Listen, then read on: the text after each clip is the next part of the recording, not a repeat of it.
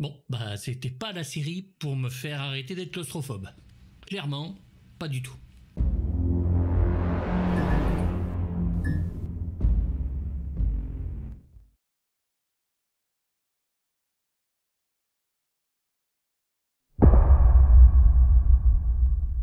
Vigile est une série de la BBC, encore eux, par les producteurs du fabuleux Bodyguard que l'on a vu en 2018, qui avait rencontré un succès fou sur Netflix. Vigile raconte l'histoire d'un sous-marin qui est en mission secret défense aux alentours de l'Angleterre.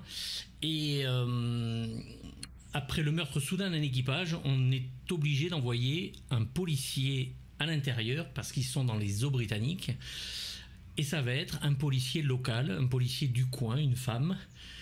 Et elle va se retrouver embarquée dans ce sous-marin à la recherche d'un meurtrier, qui sait peut-être plus, car des sabotages commencent à apparaître et menacent l'intégrité du sous-marin.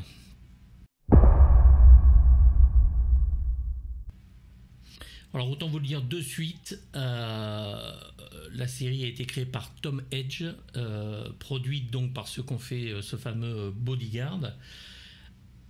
Je me suis dit, bon, je vais tester juste pour voir à quoi ça ressemble les 5 premières minutes. 8 heures après, j'y étais encore. J'ai complètement bouffé la série en une journée. C'est hallucinant. Alors, elle n'est pas encore sortie en France, hein, je vous le dis de suite, ne la cherchez pas, j'y reviendrai plus tard. C'est vraiment un thriller absolument hallucinant. Le premier épisode, rien que le premier épisode de Vigile, c'est une claque dans la gueule. Ce n'est rien d'autre, c'est une claque dans la gueule, et ce dès les 5 premières minutes.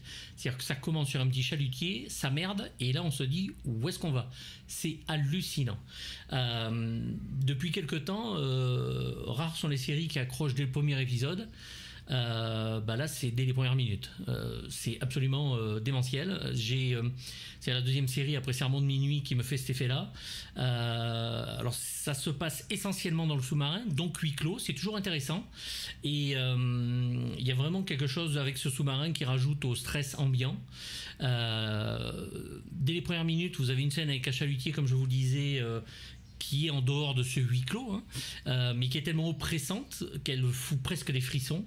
On n'a vraiment pas envie d'être sur ce chalutier, et ça nous happe dans l'histoire de façon instantanée. Moi j'étais bluffé, j'étais réellement bluffé. Il y a les moyens d'entrer et ça nous le montre.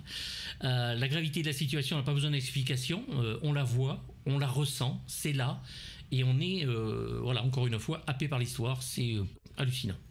Les producteurs donc de Bodyguard ont une idée vraiment très très excitante.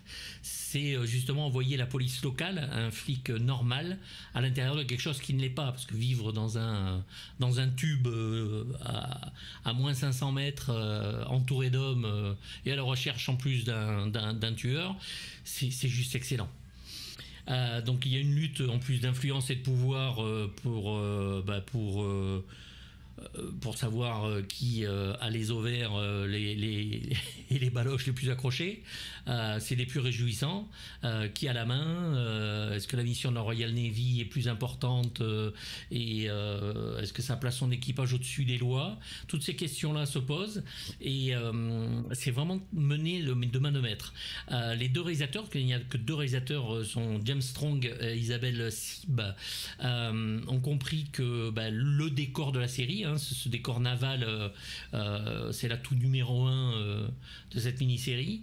On explore le bâtiment de long en large. Alors là par contre on arpente les couloirs exigus, c'est le moins qu'on puisse dire, la bassesse des plafonds, ce côté anxiogène qu'il y a à vivre dans un sous-marin, et l'atmosphère devient très très très vite irrespirable. C'est franchement, moi qui suis claustro, je peux vous dire que claustrophobe s'abstenir, je le dis haut et fort, il y a des moments où je respirais plus, c'était vraiment assez dur. Les personnages sont encore une fois très très bien écrit. On comprend de suite à qui on a affaire. Il n'y a pas besoin de tout décrire comme dans les séries américaines ou les séries actuelles qu'on a, mis à part des Sermons de minuit ou des Squid Game même à la limite. Vous avez un plan, un regard, un dialogue et ça suffit. Ça suffit, on sait où on sait avec qui on est, et c'est génial. Quand en plus c'est porté par ces acteurs-là, qu'est-ce qu'on a à dire? Les acteurs, la mise en scène sont excellents, les deux travaillent très bien ensemble, bon ben il n'y a plus rien à faire. Donc vous avez Suran Jones qui était le docteur Foster dans la série du même nom, qui joue ce flic à la recherche du tueur dans le sous-marin, qui est l'héroïne, qui tente de rester à flot dans cet univers plutôt suffocant, s'il en est. Et sur la Terre, vous avez sa collègue flic qui est son ex-amante en plus, qui est jouée par la très bonne Rose Leslie, que vous avez tous connue dans Game of Thrones où elle jouait le rôle d'Ygritte, et elle lui file un coup de bain bienvenu puisqu'elle mène l'enquête de son côté sur Terre pendant qu'elle mène l'enquête de son côté sous la mer. Vous avez aussi Sean Evans. Alors Sean Evans, c'est un acteur que j'adore, qui joue le rôle de l'inspecteur Morse dans la série préquelle de Morse, qui s'appelle Endeavour en anglais, qui est une série absolument démentielle et géniale, filmée. Voilà, filmé, c'est vraiment un film à chaque fois. On est pris. Il y a des moments de tension, je vous jure. J'ai vu le dernier épisode de la dernière saison, c'était la 8. J'étais pas bien, je vous jure, j'étais pas bien. C'est une très très bonne série. Là, c'est pareil, il est excellent dans le rôle d'un officier du sous-marin. Vous avez Connor Swindells, qui est le formidable Adam dans Sex Education, voilà, c'est un acteur qui joue toujours un peu les timides, les gens un peu introvertis. Il est parfait, rien à dire. Vous avez Daniel Portman, là encore, que vous connaissez de Game of Thrones, puisqu'il jouait le fameux Podrick Payne, et encore un acteur de Game of Thrones. Vous avez aussi Stephen Dillon qui jouait Stannis Baratheon et qui est, comme à son habitude, excellent. C'est un très bon acteur anglais, il est vraiment parfait. Donc c'est une enquête hors du commun dans un thriller militaire matiné de tensions géopolitiques, parce que bien sûr les Russes s'en mènent, les Américains sont là, et qu'il y a tout pour être le carton, le carton de la rentrée 2022 en France, comme un certain Bodyguard d'ailleurs en 2018.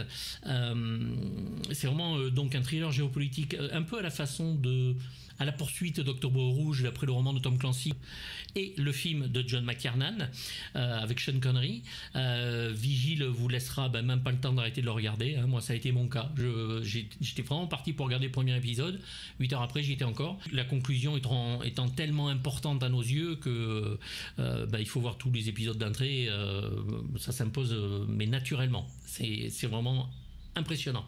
Donc la diffusion française, moi je l'ai vu sur la BBC en VO, la diffusion française se fera sur Arte courant 2022, je n'ai pas encore la date, je vous conseille amplement de vous jeter dessus dès que ça passe, c'est vraiment très très fort, foncez dès que vous le pourrez, je pense que franchement ils en feront une grosse pub à raison. C'est une série thriller comme on en voit peu, c'est génial et c'est un gros large 6 poils sur 6 pour moi, il n'y a absolument aucun problème là-dessus. Voilà, je voulais vous parler de cette série un petit peu en avance, mais faites-vous plaisir dès qu'elle arrive, vous le regretterez pas. Vous pouvez me faire confiance là-dessus, c'est vraiment très très fort. Je vous dis à très bientôt, n'oubliez pas de liker, s'abonner, la petite cloche, tout le tintouin, de regarder une vidéo, et je vous dis à bientôt.